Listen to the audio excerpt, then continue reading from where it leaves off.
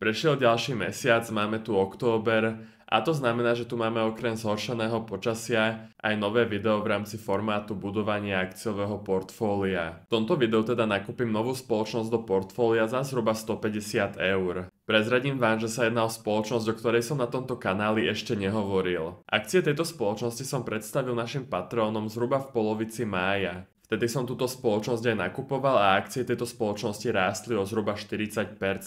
Akcie sa však vzhľadom na horšie výsledky pred 2 týždňami prepadli a momentálne sú akcie na takej úrovni, na akej som ich prvýkrát nakupoval. Rozhodol som sa teda, že tento mesiac budem dokupovať práve túto spoločnosť. Predtým však ako vám poviem, že o akú spoločnosť sa jedná, tak by som vás rád pozval na náš Patreon, kde spolu s Jakubom Dekyšom a RB Investorom ukazujeme celé naše akciové portfólia. Tiež tam nájdete rôzne články a správy z trhu, ktoré vám pomôžu sa zorientovať na akciových trhoch. Takže nebudem vás napínať, jedná sa o britskú small cap spoločnosť s názvom Card Factory. Card Factory sa zaoberá predajom narodeninových kartičiek, personalizovaných darčekov či predmetom na oslavy. Väčšina tržieb tejto spoločnosti pochádza z kamenných pobočiek tejto spoločnosti. Card Factory má tiež uzavreté partnerstvá s britskými maloobchodnými reťazcami, konkrétne Aldi a Matalan, kde Card Factory predáva svoje produkty.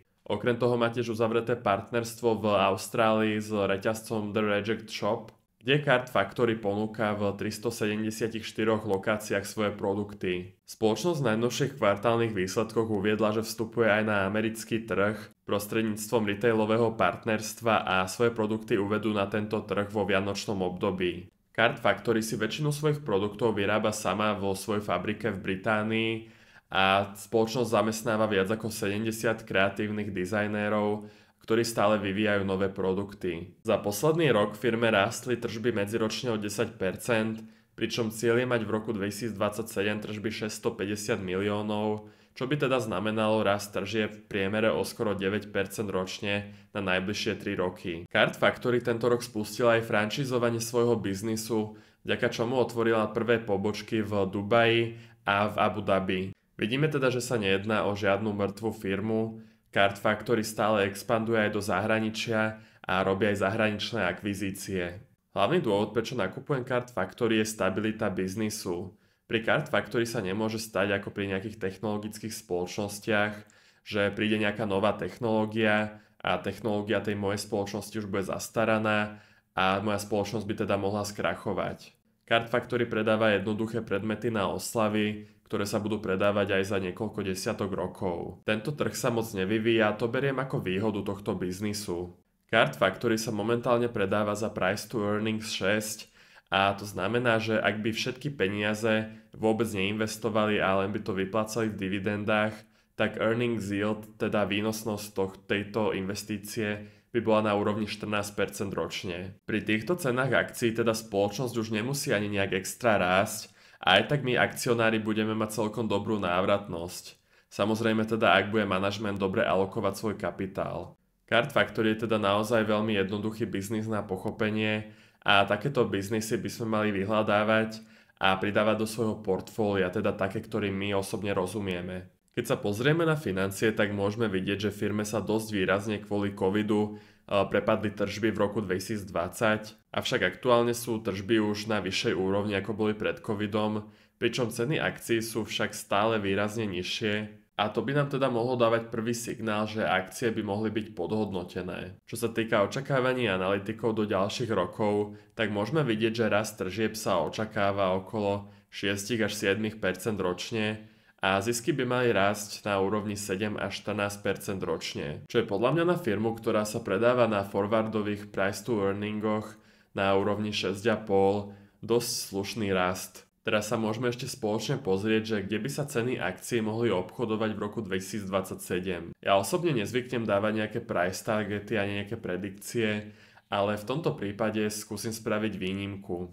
Firma očakáva, že v roku 2027 buduje tržby 650 miliónov libier. Ak by sme boli konzervatívni a počítali s čistou maržou na úrovni 10%, tak to by nám vychádzalo, že čistý zisk by mohol byť 65 miliónov libier. Budem počítať s tým, že firma sa bude obchodovať za price to earnings 10.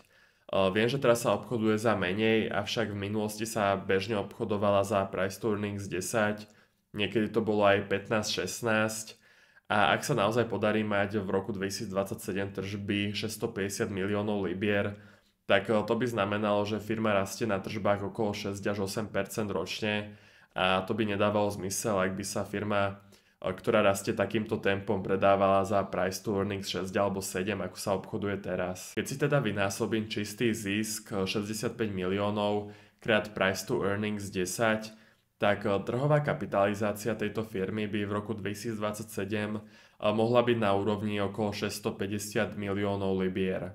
Aktuálne sa firma predáva za 343 miliónov a to by znamenalo, že potenciálny výnos by mohol byť okolo 24% ročne, plus nie úplne zanedbateľné dividendy. Samozrejme, takéto ľahké to na akciových trhoch nie je a môže sa kľudne stať, že expanzia sa tejto firme nepodarí a tým pádom tržby by nerastli takým tempom, akým sme počítali a firma by mohla prísť o dosť peňazí a to by sme mohli pocítiť aj my akcionári. Ešte doplním, že táto firma sa mi hodí do portfólia kvôli nejakej tej diverzifikácii. Pretože ako možno viete, tak väčšinu portfólia mám v amerických technologických spoločnostiach a táto malá britská firma by mi mohla ťahať to moje portfólio, keď práve sa tým technológiám dariť nebude. Je navyše dosť možné, že táto investícia mi prinesie ešte vyššie zisky ako tie spomínané technologické spoločnosti práve kvôli nízkej cene tohto biznisu. Ja osobne som zástancom toho, že nemusíme investovať len do technologických spoločností, aby sme dosahovali na akciových trhoch dobré výsledky. Môžeme tiež investovať do podhodnotených value firiem a takisto ako som zarobil krásne peniaze na investícii do Bank of America, Signet Jewelers, British American Tobacco, tak takisto verím, že zarobím pekné peniaze aj na investícii do Card Factory. Toto by bolo pre dnešné video všetko. Ak sa vám video páčilo, tak budem rád, keď mi dáte like, podporíte tým moju tvorbu, aby sa dostala k viacerým ľuďom a vidíme sa opäť na budúce. Majte sa pekne, dovidenia.